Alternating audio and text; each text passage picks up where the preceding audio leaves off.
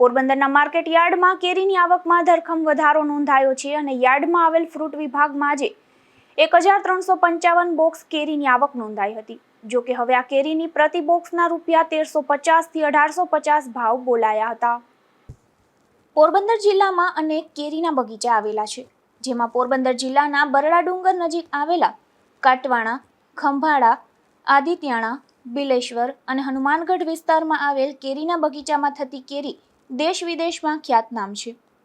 ત્યારે આ બગીચામાં આ વર્ષે કેરીનો ફાલ વહેલો લાગી જતા હાલ પોરબંદરના માર્કેટ યાર્ડમાં આવેલ ફ્રૂટ વિભાગમાં કેરીની પુષ્કળ આવક જોવા મળી રહી છે।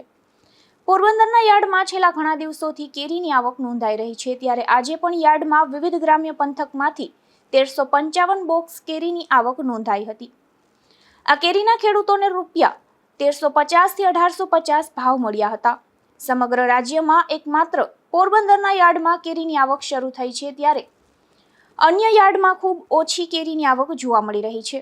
નિપુલ પોપટ સાથે અશોક થાનકી, ગુજરાત ન્યૂઝ, પોરબંદર।